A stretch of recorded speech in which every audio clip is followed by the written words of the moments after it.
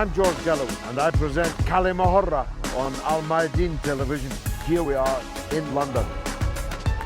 I speak my words freely, either in Parliament, on television, here on the streets of London. Kalima Horra means free word. That's what I speak. So Kalima Horra is a two-way conversation. Check it out on Al Mayadeen television.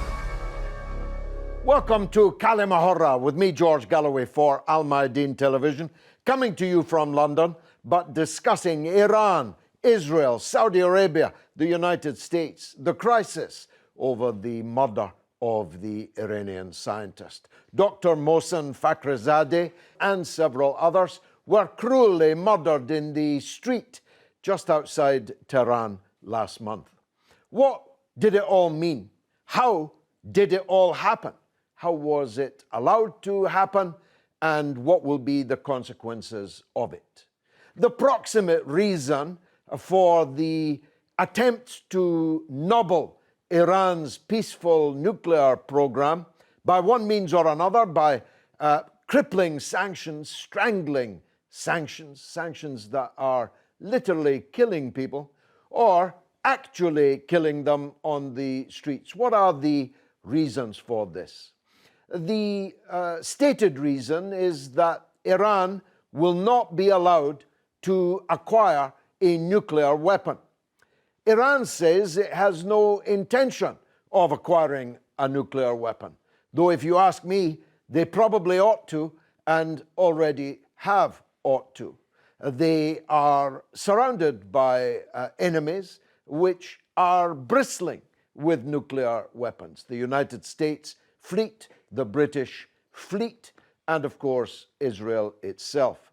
No one any longer pretends that Israel is not involved in a campaign of murder against Iranian scientists. No one in their right mind imagines that the sophisticated murder operation against Dr. Fakhrizadeh was not organized and possibly even carried out by Israel. And he was not the first Iranian scientist to be murdered by them. And I suspect he will not be the last. Israel, of course, has a mountain of nuclear weapons, literally hundreds of nuclear weapons pointed at all of its neighbors. It holds these nuclear weapons entirely in secret, entirely illegally, outside the framework of the IAEA, outside the Non-Proliferation Treaty, and of course, unlike Iran, it doesn't allow anyone to inspect its facilities. We know this because of the brave Jewish whistleblower, Mordechai Vanunu, who escaped from Dimona, where he had been working, came to London and told the English newspapers about the then, and that's almost a quarter of a century ago, 220 Israeli nuclear weapons. So let me get this right. The United States and Israel, who have a mountain of nuclear weapons, are murdering people in the streets of Iran to stop them acquiring a single nuclear weapon, even though there is no evidence at all that they are trying to build one. You might say all of this is difficult to believe. But there was a secret meeting in Saudi Arabia not even 1 week before the murder of Dr. Mohsen. We know for sure that the Saudi Crown Prince, Mohammed bin Salman, was at the meeting.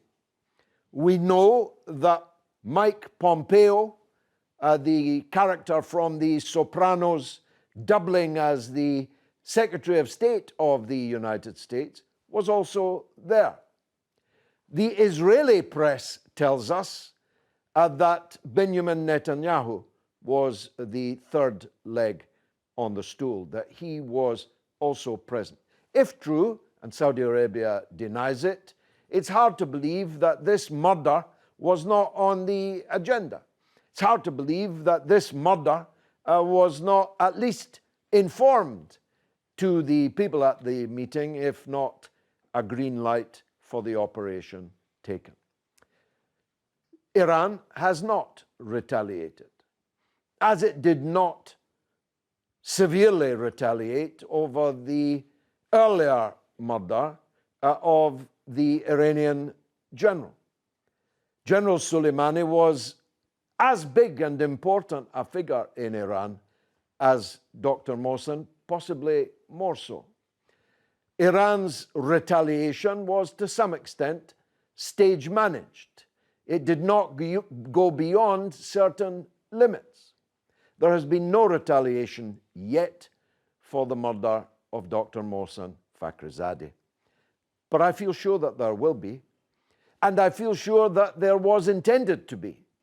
I feel sure that the United States and Israel are deliberately seeking to lure Iran into a retaliatory military response so that they can respond to the response. And in the fog of war, no one will remember, especially through the fog of Western media, no one will remember who started the shooting in the first place. That's my take. As always, I'm joined by guests of great eminence, experts, and let's hear their take on why Israel is allowed to murder scientists in the Middle East. Dr. Yassamine Mather of St. Anthony's College, Oxford University, an editor, commentator of great note. Thank you for joining us. You heard my introduction. Do you take issue with any of it? And what would you like to add? I don't take any issue with it. Israel has denied for many years that it has nuclear weapons. We all know that's not true.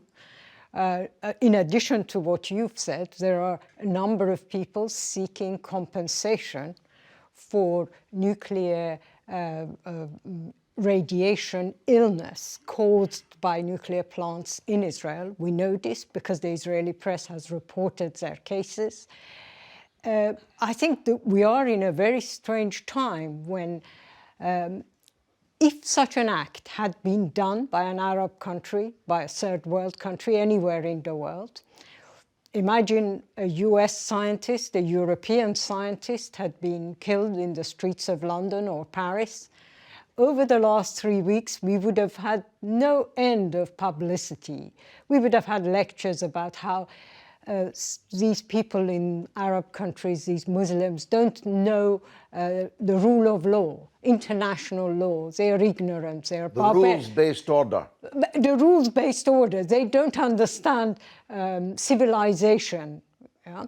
And we have almost heard only murmurs about what happened in the streets of Tehran. I'm personally opposed to nuclear weapons anywhere.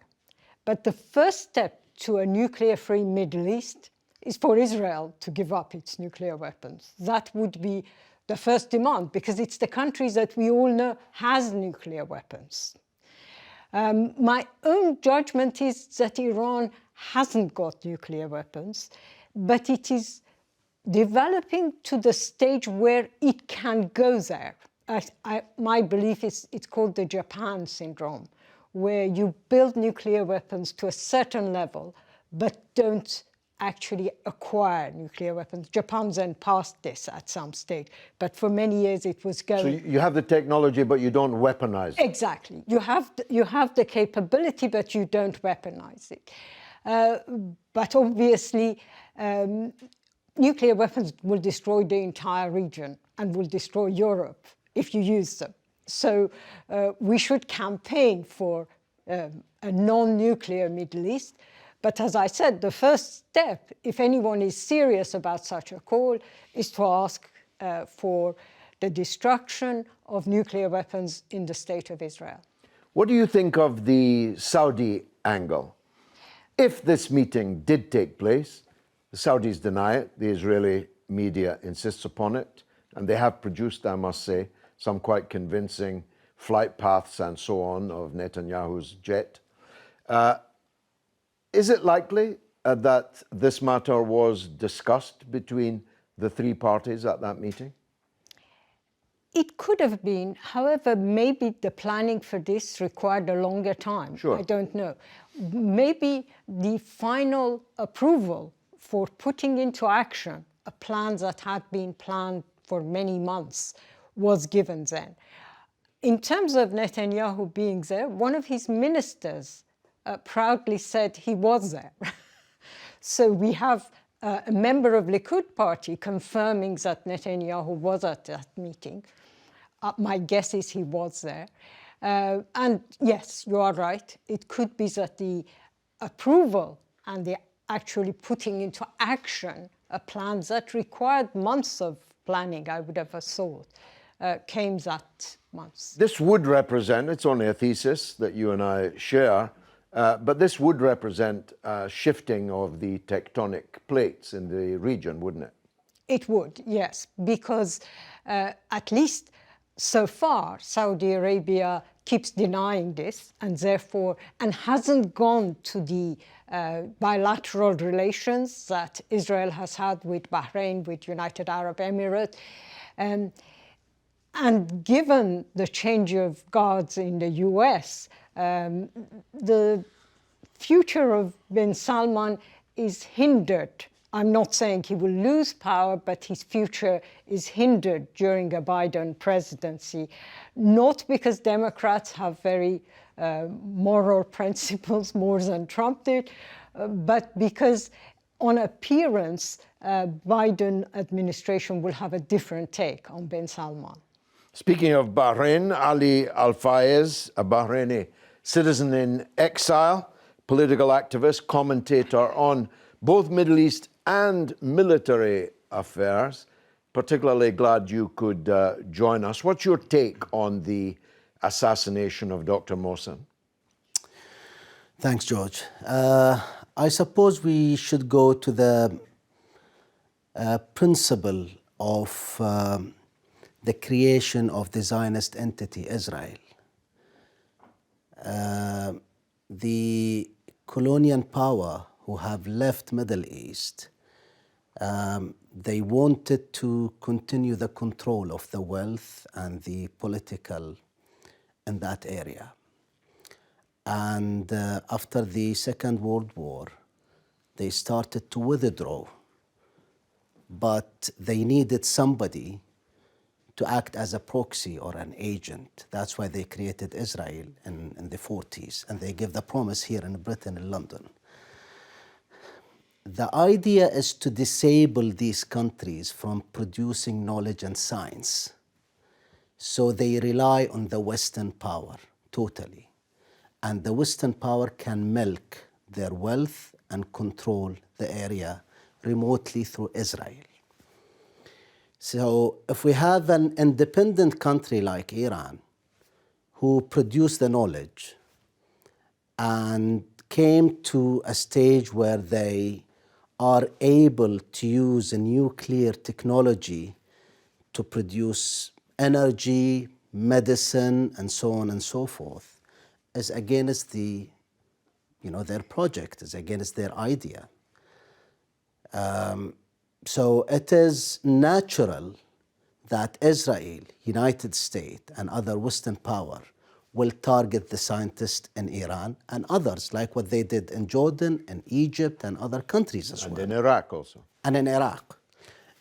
Now, the idea is to either disable Iran or to stop it from developing its capabilities of using, nuclear technology. Because it's not about the nuclear weapon, because that's haram.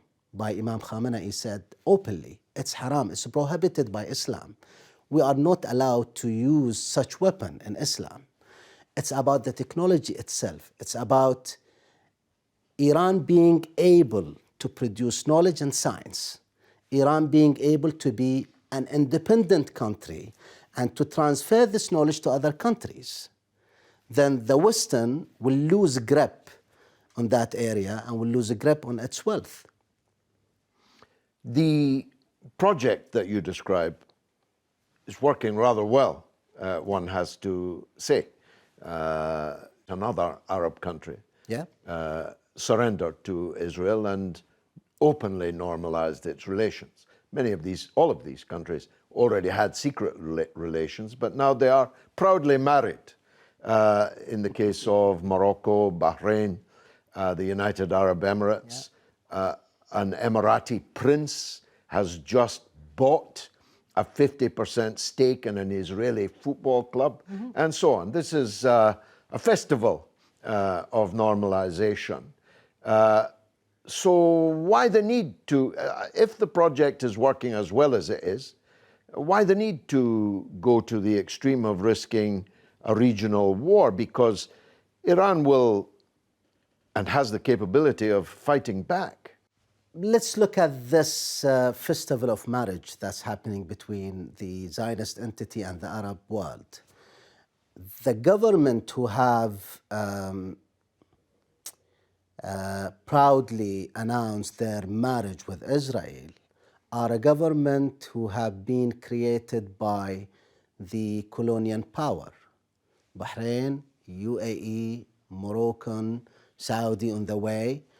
Sudan was somehow blackmailed, and they are not government elected by the people. At a point of time, the people will revolt and change the political atmosphere. And what encouraged them is an independent country in Middle East who have been under a severe restrictions, boycott by American and Western power, which is Iran, who managed to resist, survive, produce, and prosper it for the 40 years. So the youth in the Arab world will look at Iran as an example to revolt and build their countries. That's why this marriage is not enough. They have to destroy the capabilities of Iran or disable it or put it under severe restrictions. Very interesting. The third of our excellent guests is Musharraf Hussaini, an Islamic scholar, political activist, director of Justice for Peace. Let me get this one out of the way. Are nuclear weapons haram or merely, what's the word, makruh? They're not approved of, but they're not forbidden. Maybe the use of them would be haram, but the possession of them, I'm not a scholar, you are, it would seem to me not haram when someone else is threatening you with their nuclear weapons. You know, if a thing is haram to use, so keeping that, I don't think that will be a good idea to keep them and produce them if you're not going to use them. But secondly, the world, the materialistic powers, they definitely believe in 2 and 2 makes 4. So they say that if they don't have the nuclear weapons, they don't want to clear. I think Iran doesn't want to clarify that we don't want to have nuclear technology and capability. If they clear it, same thing is going to happen. They tried it with Saddam. You have got here, oh, come and see it, we don't have. Here. The last thing they searched was the presidential palace. And when they were sure that they are not going to, he doesn't possess any type of weapons, the next thing was Desert Storm. Attack. Yeah, attack, Desert Storm, and all those storms came in. So Iran, I think they are very intelligent to not to make that situation, and they are not. They say it is haram. It is haram to have those weapons, and to kill en masse people and population and human beings is obviously haram without a reason. You can't kill. Killing one person is like killing the whole humanity. Yes, I mean, the issue is that nuclear weapons are unlimited in space and time. In other words, you can fire them at a target, but it will affect everyone, and it will not just affect them there and then, but for future decades afterwards. That's what renders them qualitatively different from, if you like, normal weapons, isn't it? This is one of the reasons. But then the destruction is far beyond just killing the people. It's the destruction of the land, environment, and everything is involved. And for the future generations also, if these weapons are used, we can destroy the earth many times. And we have so far not come to the conclusion that there is any other living being on other planets. They might be, but we haven't come to the conclusion yet. We haven't found. So we are lonely in this universe presently. So to destroy this planet and destroy this universe is not a good idea. And nobody should be possessing the nuclear weapons and having the capability of destroying the world and the earth and the human race as overall. But the thing is that the powerhouse of controlling the world, it has got army, air force, navy, and then we have got nuclear weapons, we have got biological weapons, we have got chemical weapons. Space weapons. Now space is being utilized. They are trying to grab control of the moon and the space to fight on this small planet Earth, and the only living human race here on the Earth. It's a destructive idea. And they are out of control. They just want to control everything. This is one point. George, I would like to make another point, that if we see in the wider spectrum, the world is on the brink of breaking. The world system, world order is on the brink of collapse. And they know that whosoever is able to control the world at this moment, they will be able to control the whole world for the next 100 years, at least a century or more than that. So they are rushing that no other power except their proxies or their one who are under their control, they should come forward. Iran is something who is bringing in new political ideas, new systematic ideas. It's a new system. It's not controlled by the materialistic world and their system. It's something, a different voice. And this different voice will encourage the people, as our brother said. These governments are no doubt, these are the proxies. After the First World War and the Second World War, they have been created, lines have been drawn. This is Dubai, Abu Dhabi, and all these lines drawn. These are something unnatural countries. They be looking after their culture and everything. They've been created as proxies. But now, whatever we are heading to, the new system, these countries, their rulers don't have any standing in their public. They are not democracies.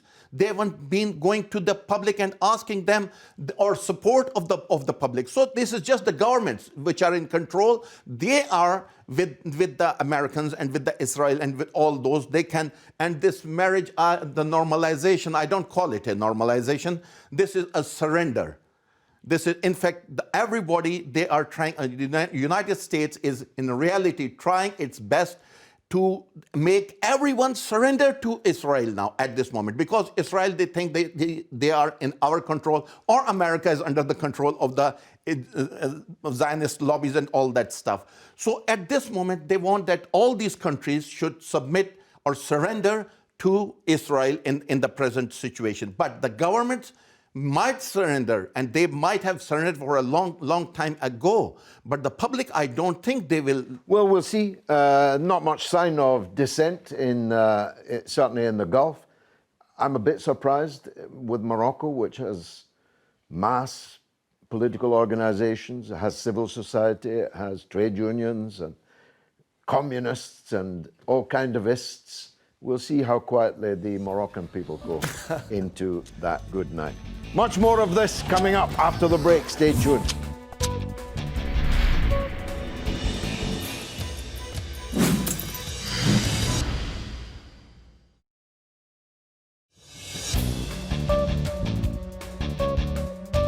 You're watching Kalima Horra with me, George Galloway, here in London for Al Mayadeen Television, but discussing the crisis provoked by the assassination, the latest assassination, of yet another Iranian scientist.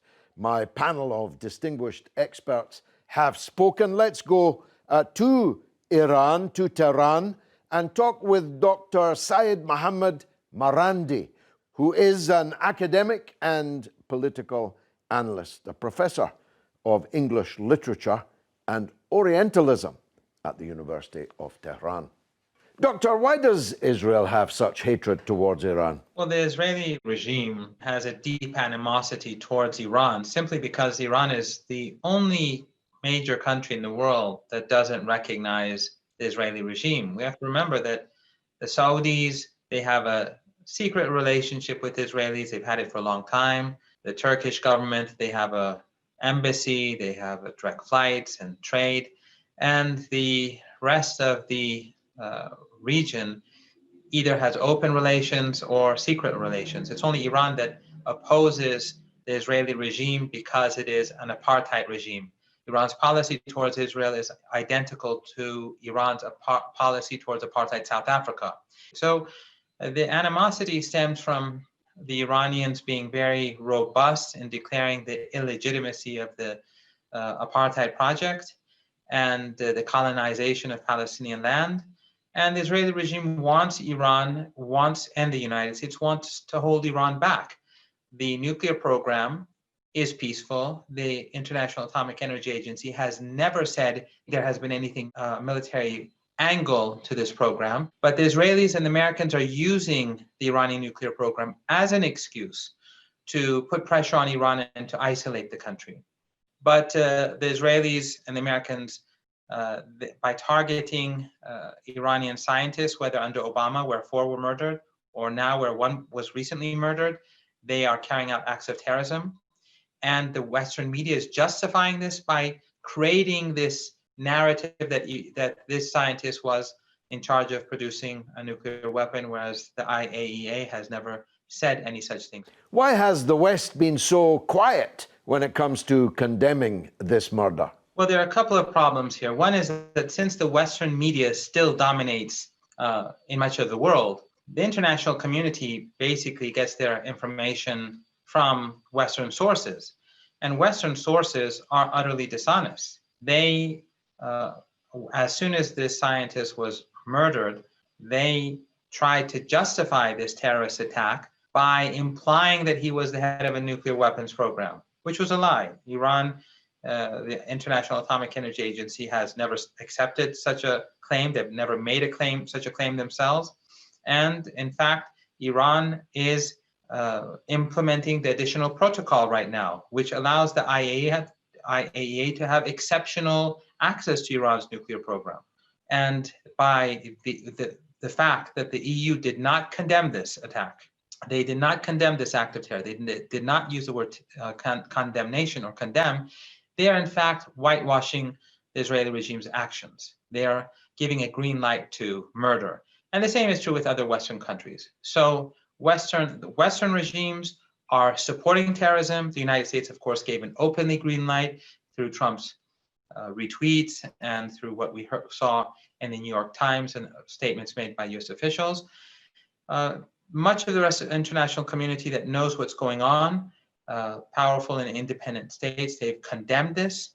But the United States and Europeans consider themselves to be the international community. That's the real problem. And some of their proxies in our region, they abide by their dictates. So there's not really much that we can expect. Given the lack of condemnation, is there an expectation now that Israel will get away with it? Well, that's exactly why Iran will not negotiate its missile defense capability, its drone defense capability, or its regional alliances. If they knew that Iran was defenseless, they would be attacking Iran relentlessly. And the Israelis and the Americans would constantly be harassing Iranian ships, Iranian planes, Iranian civilians. Therefore, the Iranians know quite well that the only thing that prevents such attacks is Iranian strength. And I believe that since the international community is unable to defend the non-Western countries from Western imperialism and Western aggression, and the Israeli regime is a projection of the Western empire, that we have to do it ourselves. And Iran will respond as a result.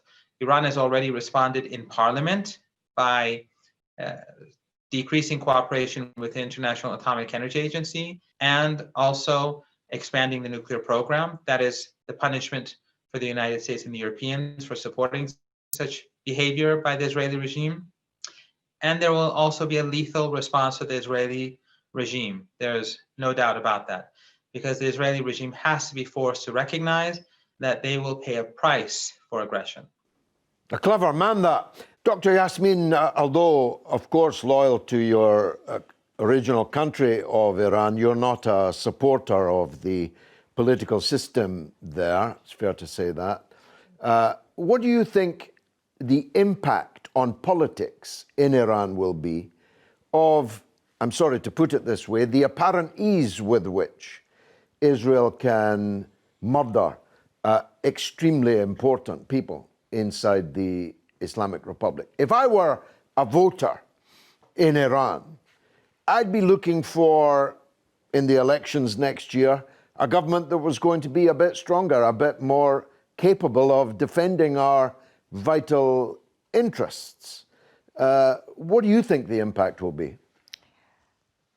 I think a lot of people have a lot of economic problems, serious economic problems, and therefore that wouldn't be their top priority. But remember that this decision isn't just one faction of the government, if you like, the Rouhani government. It is a general decision by the entire regime, by the supreme leader himself, I presume, not to retaliate at this moment. And there are very good reasons for it. In my opinion, in the last weeks of the Trump administration, he still is determined to draw Iran into a local war so that Israel can expand. And this is beyond Iran. Then Israel can take over more land, take over the West Bank with the plans that it had and was slowed down in July, but also for Israel to wage a war against Iran. So the decision not to retaliate at this moment, I don't think was by one part or one faction of the government. It was a general decision supported most probably also by Revolutionary Guard, because no one wants a war, especially when you know that the person who is initiating, who's trying to get you to do this war, has been after regime change his style, Trump style, with some of the most idiotic people in the world to replace the Islamic Republic. That's a dream that would not happen, because people in Iran look at regime change in Syria, look at regime change in Iraq, look at the history of the war in Afghanistan and say, we might not like, some of the young people don't like the clerical regime. I think the regime would agree with me that quite a number of young people don't like the government. But they look at around them and they don't want the kind of war that would lead to regime change in the way Trump wants it. Not just because the candidates for regime change are disreputable, corrupt, and absolute terrible groups and individuals, but also because of the region, because of what people see in the region. So not going to war, I think, was popular. You are right that there will be retaliations against the Rouhani government, but I would say that's more to do, if there is a loss of election in the next presidential election, it will partly be because the government has been incapable of deliver economic prosperity that was promised with the American deal. And people will say, can we trust another US president when a deal that was sealed and signed in 2016 was denied, 2015 was denied by Trump administration? Ali, that's a powerful point, isn't it? What would be the point of sitting down with the incoming President Biden? Haven't the Americans proved that you can't do business with them, whoever's in office? Well, to be honest, my own judgment and my personal opinion, I think that goes across lots of politicians and political activists in the Middle East, that you can't trust Americans. Americans seek their own interest, and they're having problem with Iran today, a multi-dimensional problem. Iran, who seek Iranian interest and act strongly to protect its own independency and its own people, and did not surrender since the revolution by Imam Khomeini. did not give up, although there is a severe restrictions and sanctions in Iran for around now 41 years. That's one problem. And the other problem with Iran is a growing power, whether they like it or no. And they can't go in a clash with Iran directly. Americans, they want a proxy to go in a clash with Iran. They wanted Saudi somehow to go because they wanted to make it a Shia-Sunni war somehow. And they tried to spark it in Bahrain and other areas, Lebanon and Iraq, but Iran did not respond. They're smart enough. They're not a great military power, Saudi Arabia, as 5 years of utter failure in Yemen. Yeah, but if a war started between Iran and Saudi, American will come and say, look, we are here to protect the interest, and they will have a reason, a legitimate reason to attack Iran. And Iran is smart enough not to go there. So the problem is quite big for Americans, and I think Iranians will retaliate. They will not stay silent, because what happened, the assassination of Dr. Fakhrizadeh, in my opinion, politically, is more pressing on Iranian than the assassination of the General Soleimani, because this has happened on the soil of Iran, and that happened in Iraq. That's one reason. And the second reason is the act is to terrorize the Iranian scientists. They've never terrorized, they've never submit to the American demand, but if they did not retaliate, protect their own scientists, at a point of time, Iranian scientists will seek another area in the world like Arabs. They went to America, Britain, and other areas to work. So I think there will be a retaliation at a time that Iran think it will, have a better result than what the American and Israeli want. Brother Musharraf, how is it that Iran cannot protect its people, its key people, better? Rather than retaliation, I'd settle for, let's make sure they can't kill any more of our scientists.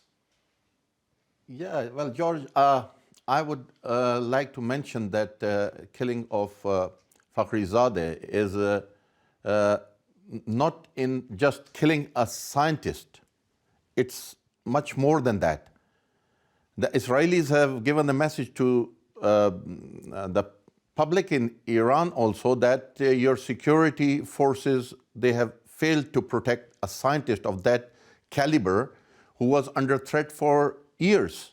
It was not something that was not under threat. He was under threat. Netanyahu threatened them publicly by name at least 3 years for ago. years.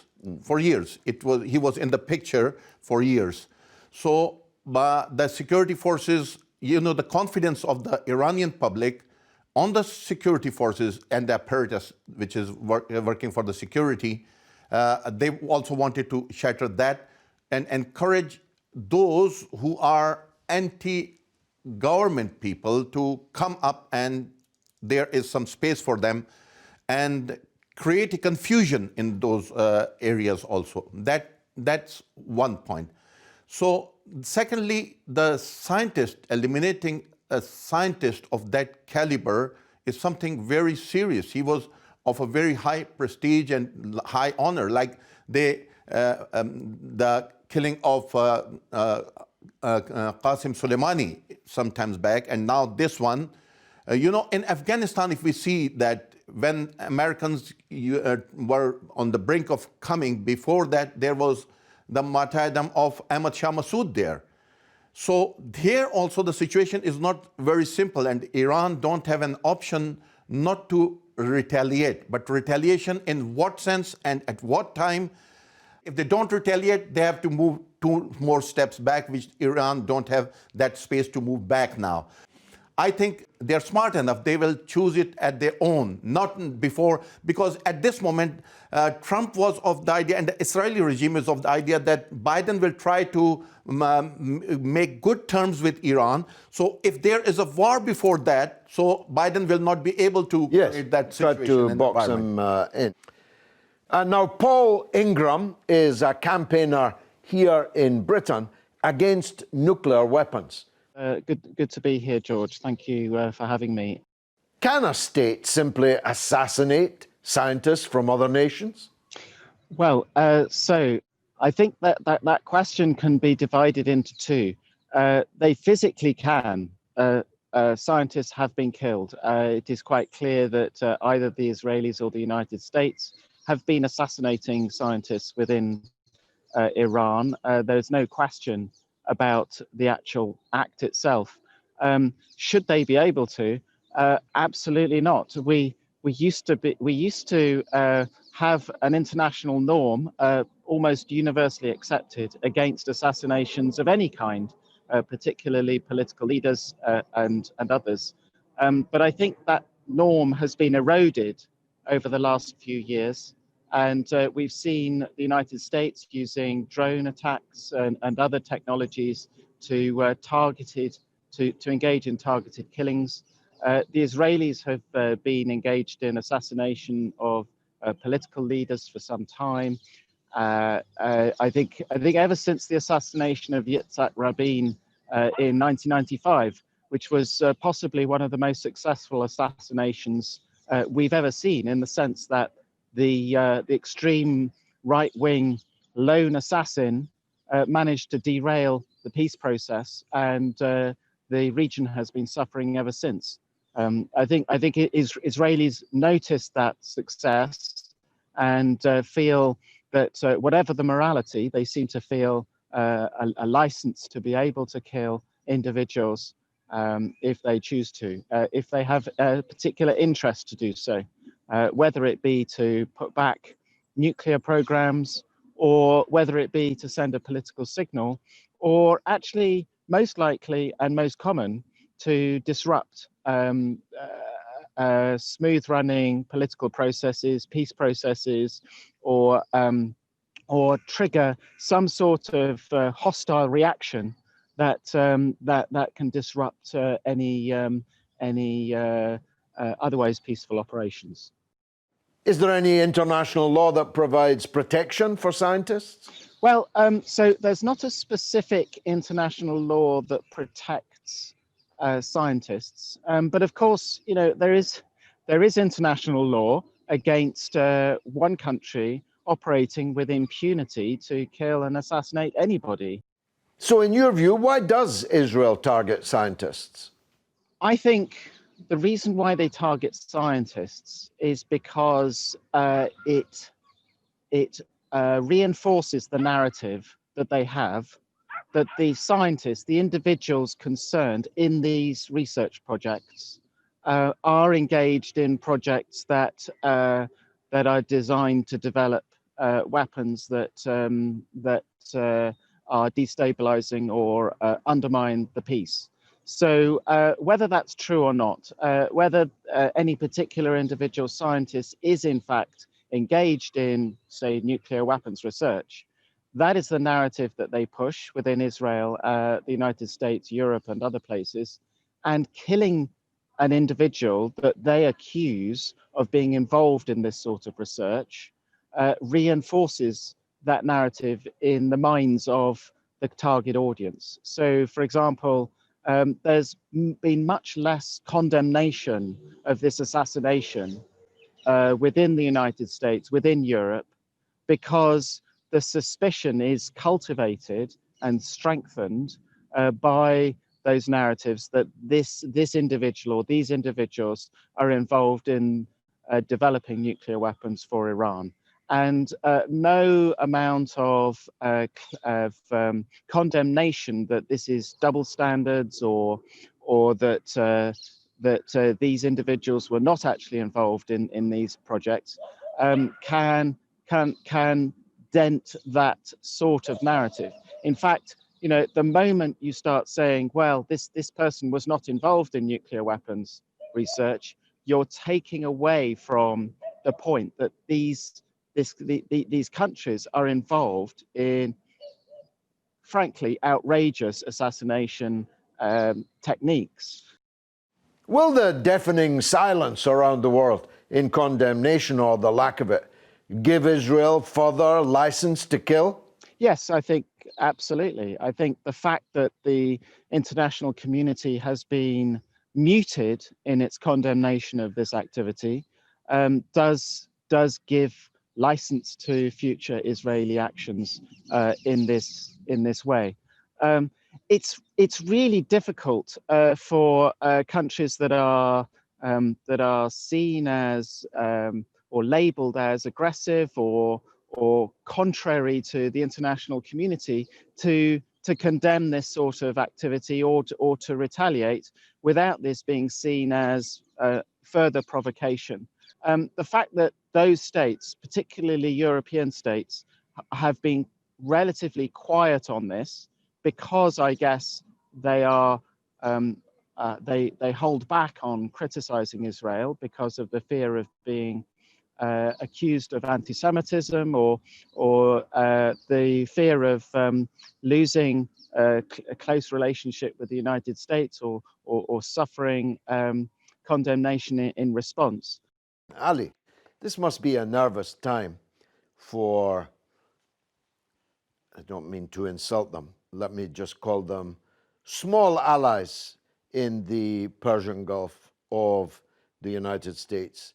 Now Israel also allies of Israel now, because of course the most obvious place for retaliation is in the Gulf. It's in the waters of the Gulf, or maybe even on the territory of Gulf states. Nervous? Much? Well, I think the problem is Iran wanted always to have a peaceful relation between its neighbor. And they have given many chances to this government, but this government is a product of the, imperialism. They don't seek their own interest. They don't make decision on their own. Rather, they take orders and act. Having Israel, the Zionist entity, in the picture now, in the Gulf, make this country a target for Iran. It's very simple. Now, we have seen Yemenis targeting Saudi at the time of Benjamin Netanyahu meeting with Mohammed bin Salman. And my personal opinion, that was a message.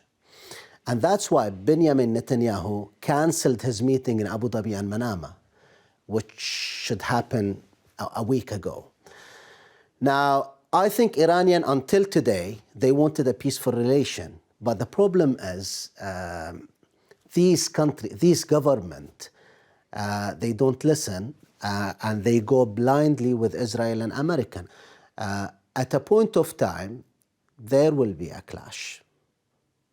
There will be a clash. And my advice to this government is to stay away as much as possible from this clash, because it will be a destroying war for this government in particular if they act and continue acting on behalf of Israel and United States. Well, Yasmine, when General Soleimani was killed, assassinated, and there was an exchange of fire, limited as it was, between the US and Iran, Iranian spokesmen were very clear that any ally of the United States which is allowing its air, water or land to be used for attacks on Iran immediately become a legitimate target. And places like Dubai were mentioned. These are sitting ducks. They have no means of defending themselves, yet they take terrifying risks to be allies of the US. Why? It is partly their colonial past, the fact that they are now part of an imperialist system. But there is also the fact that financially they are torn. On the one hand, many of these countries have close financial relations with Iran and Iranians inside Iran. And they're affected, for example, some of them, their economies were affected by the sanctions, because sanctions meant there was less investment, less building, less work in... That's obvious in the UAE and Oman, for example. Yeah, and yet they haven't even learned from that basic example that weakening Iran weakens them in some ways. I think it's still the power of the United States, but also its allies, Saudi Arabia, as one of the main countries of that region, that part of the Middle East, as the main powers that can dictate what's happening in United Arab Emirates, despite economic interests that are against that, political interests that are against that. I wouldn't dismiss everyone in the Gulf. My understanding is that on the street, as they say, Palestinians still have the vote of the ordinary citizens of many of these countries.